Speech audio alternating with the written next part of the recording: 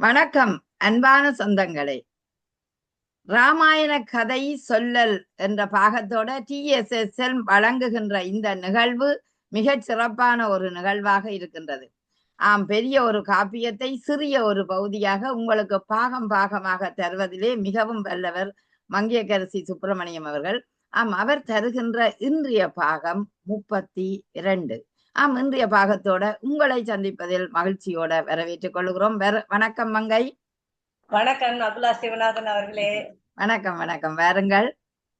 மங்கை என்றாலே பெண் என்று ஒரு அர்த்தம் இருக்கிறது. அதை விட மங்கையர்க்கரசி என்றாலே பெண்களுக்கே அரசியான ஒரு பெண் எப்படி சொல்வார் என்று எதிர்பார்க்கிறோம்.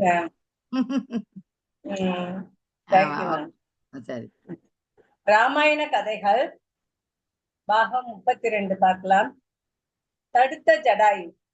தேரில் இருந்தபடியே சீதை அலறியதை கழுகு அரசனான ஜடாயு கேட்டார். அவருக்கு சீதை ஜனகரின் மகள் என்றும் ராமனின் மனைவி என்றும் தெரியும். அவளுக்கு ஏதோ ஒரு ஆபத்து என்று உணர்ந்த அவள் குரல் கேட்கிற திசையை நோக்கி பறந்தார். ராவணனின் தேரில் சீதை கதறி கொண்டிருப்பதை பார்த்தார். அவரால் அந்த காட்சியை கண்டதும் சும்மா இருக்க முடியவில்லை. ராவணனின் தேரை வழிமறித்த ஜடாயு தன்னை கழுகு அரசன் என்று அறிமுகப்படுத்திக் கொண்டு இப்படி கண்டித்தார். நான் வயதில் மூத்தவன். என் வயது 60,000 வருடங்கள். நான் சொல்வதை கேள். பிறன் மனைவியை கவர்ந்து செல்வது கொடிய பாவம். ஒரு மன்னனாக நீ இதை செய்யலாமா? நீ உடனே அவளை விட்டுவிடு. இல்லை என்றால் நான் உடனே போரிடுவேன் உன்னோடு அப்படின்னு சொல்றாரு. ராவணன் ஜடாயுவின் எச்சரிக்கையை பொருட்படுத்தல. தான் தடுத்ததையும் மீறி சீதையை தேர்வில் செலுத்தியதை பார்த்த ஜடாயு ராவணன் மேல பாயிறாரு. தன் மூக்காலும் கால் நகங்களாலும் ராவணனை காயப்படுத்துறாரு. ராவணன் கோபம் கொண்டு ஜடாயுவின் மேல் பானங்களை பொழிந்தார். அந்த பானங்கள் சிறிதும் லட்சியம் செய்யாத அந்த பானம் எல்லாம் விழுது ஜடாயு மேல. அவரு சிறிதும் லட்சியம் செய்யாம காயப்படுத்தினார். மறுபடியும் ஜடாயு 10 பானங்களை எழுதினான் ராவணன். ஜடாயு மேல எழுதினதும் பானங்களை இறக்கைகளால் உதறி தள்ளிட்டாரு. உதறி தள்ளிய ஜடாயு ராவணன் முதுகை கிழித்தார். கிழித்ததுக்கு அப்புறம் சீதை ஒருவேளை நாம காப்பாற்றப்படலாம் என்று ஒரு சிறு நம்பிக்கை சீதைக்கு ஏற்படுது. ஜடாயு ஒரு கட்டத்துல ராவணன் கவசத்தை நொறுக்கினார். ராவணனின் கைகளை காயப்படுத்தி வெட்டி தள்ளினார். வெட்டினாலும் மறுபடியும் கைகள் மீண்டும் முளைத்தன. சீதை தேரிலிருந்து இறங்கிவிடக் கூடாது என்பதால் சீதையின் கூந்தலை பற்றி கொண்டு ஜடாயுவை இன்னொரு கைகளால் தாக்கினான். ஜடாயு ராவணன் தேரை சிதைத்து கோவேறு கழுதைகளை தள்ளிவிட்டு அவனது வில்லம்புகளை முறித்து போட்டார். இதனால் ஆத்திரமடைந்த ராவணன் வாளால் ஜடாயுவின் இறக்கைகளை வெட்டி கால்களை துண்டித்தான். ஜடாயு கதறிக்கொண்டே சுயிரும் குலையுயிருமாக பூமியில் விழுந்தார்.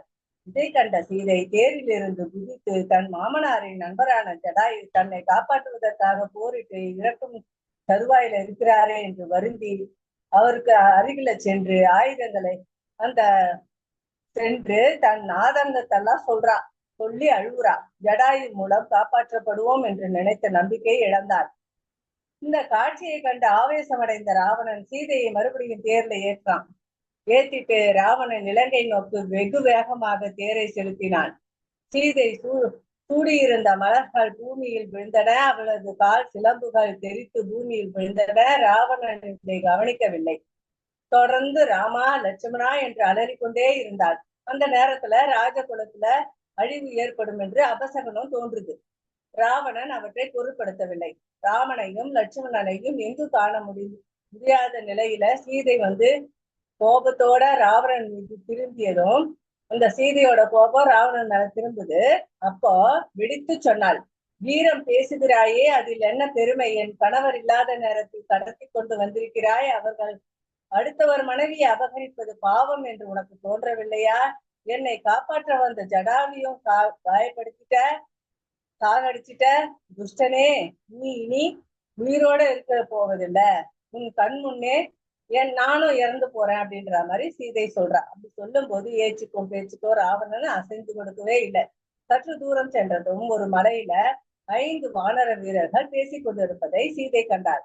அந்த வானரங்களை பார்த்ததும் தன்னுடைய ஆபரணங்கள்லாம் கழட்டி தன் சேலையை கிழிச்சு அதுல துணியில போட்டு முதிச்சு அந்த வானரங்க பார்க்கும்படியாக போடுறான்.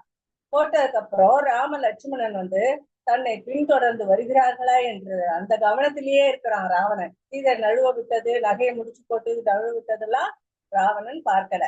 வானர வீரர்கள் பத்திரப்படுத்தி கொண்டார்கள். அவங்க பார்த்து எடுத்து வச்சுக்கிட்டாங்க. சீதை கதறி கொண்டு போவதை பார்த்த வானர வீரர்கள் ஏதோ அசம்பாவிதம் நடந்திருக்கும் என்று புரிந்து கொண்டு தேர் சமுத்திரத்தின் மீதுல பறக்க ஆரம்பிச்சிச்சு. இனி யாரும் நம்மள காப்பாற்ற வரமாட்டாங்கன்னு சீதைக்கு தோன்றுது. கலவரம் அடைஞ்சி சமுத்திரத்தை குதிச்சிடலாமோன்றது தோன்றுது. ஆனா ராவணன் ஒரு கையால சீதையினுடைய கூந்தலை கெட்டியா பிடிச்சுக்கிட்டு தேரை ஓட்டுறான். அரண்மனை வாசல்ல ராவணன் சீதையுடன் போறான். போகும்போது சாரணர்களும் சித்தர்களும் தேவர்களும் ராவணா, இத்துடன் உன் ஆயுள் முடிந்தது, உன் முடிவை நீயே தேடிக்கொண்டாய் என்று அவன் காதுல விழாதபடி பேசுகிறாங்க.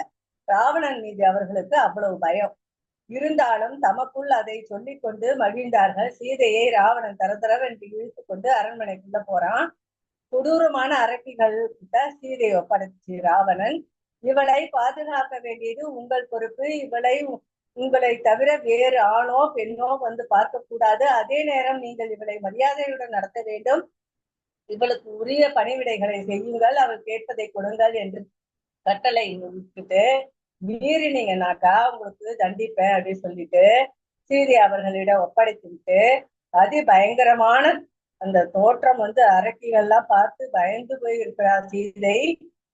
இருந்தாலும் ராவணனிடம் மீண்டதுல கொஞ்சம் நிம்மதி ஏற்படுது அவளுக்கு. ஒரு கைதி போல சீதை அரக்கி புடைசூட அந்த புறத்துக்கு சென்றால். பிறகு ராவணன் தன்னிடமிருந்து 8 அரக்கர்களை அழைத்து கரதூஷணர்களை ராமனும் லட்சுமணனும் கொன்றுவிட்டதையும் 14,000 வீரர்களையும் அழித்ததையும் சொல்லி அதற்கு பழி வாங்க விரும்புவதாக அதற்கு சரியான வழிவகைகளை ஏற்பாடு பண்ணுங்கன்னு சொல்றான். சொல்லிட்டு உடனே எல்லாரும் 8 வீரர்களும் ஜனஸ்தானம் நோக்கி புறப்படுறாங்க. அப்படி போயிட்டு ராவணன் சீதையை காண அரண்மனைக்கு வரான். அங்கே சீதை வேட்டை நாய்களுக்கிடையே அகப்பட்ட மான் போல அறைக்கு நடுவில் இருந்தாள். சோக வடிவா கண்ணீர் வடித்துக்கிட்டு இருக்கிறா.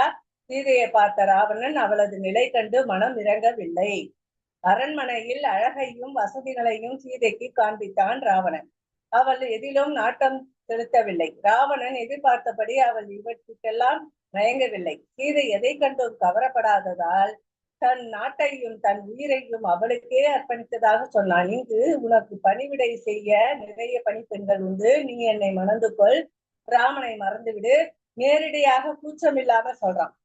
கட்டுக்காவலை மீறி நீ எங்கும் போய்விட முடியாது, எப்படியும் தப்பிக்கவே முடியாது, நீ என்னை ஏற்றுக்கொண்டுதான் ஆகணும் அப்படின்னு சொல்லிட்டு கொஞ்சம் பாதி கொஞ்சலாகவும் பாதி மிரட்டலாகவும் பண்றான்.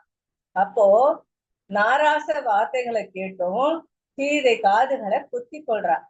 தன் விதி இப்படி இருக்குதுன்னு சொல்லிட்டு கண்ணீர் சிந்துறா. எப்படி இருந்தாலும் என்ன பண்றதுட்டு அவளுக்கு ஒண்ணும் புரியாத நேரத்துல அப்போ ராவணன் சீதையின் பாதங்கள்ல விழுந்து நிலை குலைந்து சீதை துக்கத்தின் காரணமாக மௌனமாக இருந்தாள். அவங்க விழும்போது கம்முன் மௌனமா இருக்கா.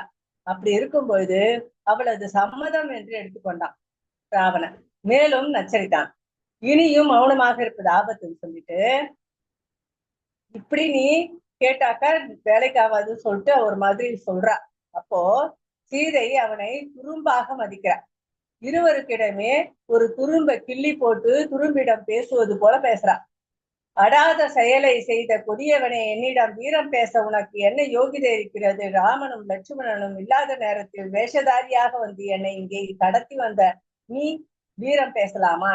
அவர்கள் கண்ணில் பட்டால் அவர்கள் உன்னை கண்ட துண்டமாக வெட்டி இருப்பார்கள். கோபப்பட்ட ராவணன், உனக்கு ஒரு வருட காலம் கொடுக்கிறேன், அதற்குள்ள நீ என்னை மணந்து கொள், சம்மதிக்க வேண்டும், இல்லாவிட்டால் உன்னை சமைத்து தின்று விடுவேன் என்று. இதை கேட்ட சீதை வேறு எதுவும் பேச தோன்றல, அழுதால். அடுத்து ராவணனின் அரக்கிகளை அழைத்து சீதையை அசோகவனத்திற்கு கொண்டு செல்லும்படி சொல்றான். அவளை பத்திரமாக பார்த்து கொள்ள வேண்டும், விரைவில் அவள் மனதை கரைத்து எனக்கு இணங்கும்படியாக செய்ய வேண்டும், அதற்கான என்ன செய்வீங்களோ தெரியாது என்று சொல்லி பூமி அதிர நடந்து அரண்மனைக்கு சென்றான். இதையடுத்து சீதை அசோகவனத்துக்கு அழைத்து செல்லப்பட்டாள். இந்த பாகம் இதோட முடிகிறது. இந்த பாகத்தினுடைய கேள்வி என்னன்னா, இந்த பாகத்தினப்போ ராவணனிடம் எத்தனை அரக்கர்கள் இருந்தார்கள்?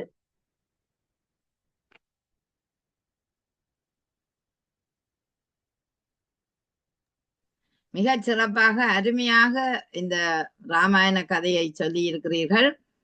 மீண்டும் கேள்வியை ஒரு கால் கேளுங்கள் என்று கேட்கிறேன்.